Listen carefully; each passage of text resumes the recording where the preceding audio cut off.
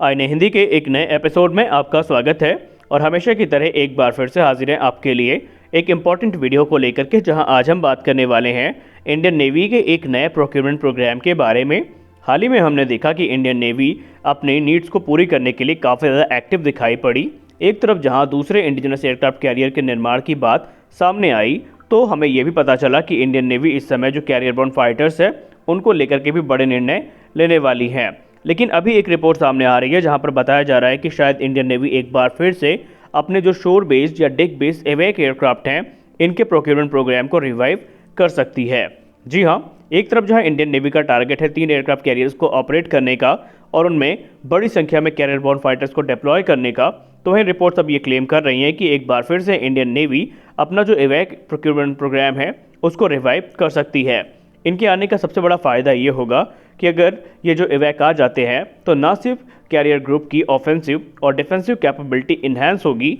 बल्कि ओवरऑल जो situational awareness है वो भी काफ़ी ज़्यादा इम्प्रूव होने वाली है। आज से तकरीबन 18 साल पहले इंडियन नेवी ने इसी प्रकार का एक जो इंटरेस्ट है या रुचि है उसको व्यक्त की थी, जहां पर उन्होंने 6 की संख्या में अमेरिकी E-2 हॉकाई जो कि career based airborne early warning and control aircraft हैं इनके खरीद की बात कही थी। लेकिन उस समय सबसे बड़ा प्रश्न ये था कि क्या भारत के एयरक्राफ्ट कैरियर इस कैपेबल थे कि इन एयरक्राफ्ट को ऑपरेट कर सके, क्योंकि सवाल उठा इनकी साइज़ को लेकर के। भारतीय नौसेना जो एयरक्राफ्ट कैरियर्स को ऑपरेट करती थी उनको लेकर के ये कहा जाता था कि उनमें ना तो कैटरपिलर लॉन्च सिस्टम है और ना ही यूएस एयरक्राफ्ट कैरियर के जैसे बड़ा डेक स्पेस जहां से इन एयरक्राफ्ट को ऑपरेट किया जा सके, और इसीलिए माना गया कि शायद इंडियन नेवी इनको ना खरीदे। बाद में नॉर्थक्रॉप ग्रुमन ने इस पे एक डिटेल स्टडी करी और उन्होंने कहा कि वो इंडियन नेवी के लिए एक मॉडिफाइड जो एवैक एयरक्राफ्ट है वो तैयार कर सकते हैं, जो कि इंडिया स्पेसिफिक होगा और इंडियन नेवी की रिक्वायरमेंट को पूरा करने के लिए पर्याप्त भी होगा,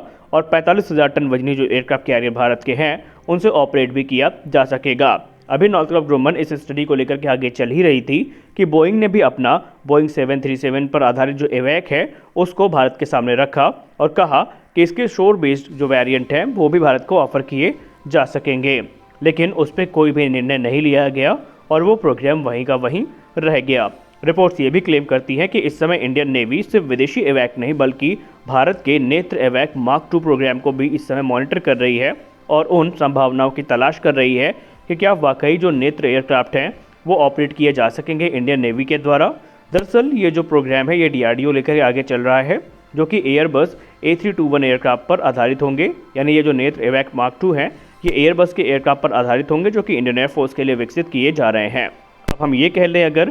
नेत्र मार्क 2 से ऑपरेट किया जा सकेगा तो ये थोड़ा मुश्किल है, क्योंकि अभी तक इसकी उम्मीदें नहीं सामने आई हैं कि जो डेक बेस्ड वेरिएंट है एवैक का वो भारत तैयार करेगा। लेकिन इनके जो शोर बेस्ड वेरिएंट है नेत्र के वो इजीली इंडियन नेवी के द्वारा ऑपरेट किए जा सकेंगे, इस बात की संभावनाएं प्रबल हैं और माना जा रहा है कि इंडियन नेवी बहुत जल्दी इस पर कोई बड़ा निर्णय ले सकती है। हालांकि नेवी के द्वारा इशारे ये भी किए गए हैं कि जो हॉकाई प्रोग्राम है उस पर एक बार फिर से इंडियन नेवी नज़र रख सकती है और संभावनाओं को देखते हुए जो इनिशियल प्रोक्योरमेंट है इंडियन नेवी के द्वारा वो किए जाएंगे। हम आपको बताना चाहेंगे कि इस समय इंडियन नेवी सिर्फ एवैक के लिए नहीं परेशान है, बल्कि जो 26 की संख्या में कैरियर बॉर्न फाइटर्स हैं उनको लेकर के भी 2023 में ही हमें बड़े निर्णय देखने को मिलने वाले हैं।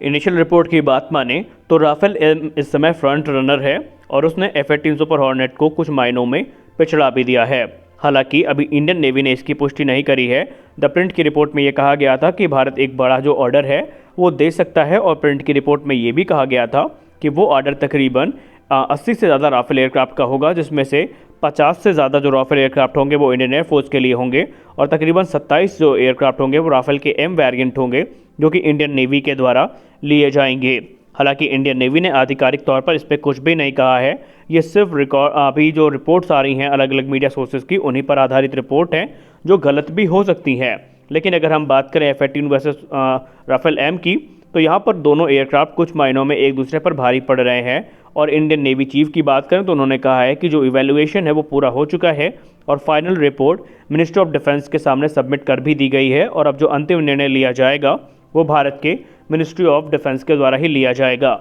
वहीं कल की रिपोर्ट में अगर हम बात करें तो इंडियन नेवी को 6 जो MS-60 रोमियो हेलीकॉप्टर्स है वो प्राप्त हुए हैं और इस समय इनको बनाने वाली कंपनी का दावा है कि भारत एडिशनल हेलीकॉप्टर्स की तरफ जा सकता है। भारत की जो इस समय मंशा है वो एडिशनल MS-60 रोमियो को खरीदने की है ताकि इंडियन ओशन रीजन में इंडिया जो अपनी एक बादशाहत है उसको काम बनाए रखे और जो चीनी घुसपैठ इस समय हो रही है या दूसरे जो घुसपैठ भारतीय सीमा के अंदर की जा रही हैं उसको वो काउंटर कर सके। यानी इस समय हम कह सकते हैं कि इंडियन नेवी अपने फ्यूचर प्रोग्राम्स को लेकर के काफ़ी सीरियस है और आने वाले समय में इंडियन नेवी से हमें कुछ बड़े प्रोक्योरमेंट्स देखने को मिलने वाले हैं। तो अभी तक आपने वीडियो को देखा इसके लिए बहुत बहुत धन्यवाद। अभी के वीडियो में इतना ही, मिलते हैं अपने अगले वीडियो में कुछ और इंटरेस्टिंग अपडेट्स के साथ। तब तक के लिए जय हिंद।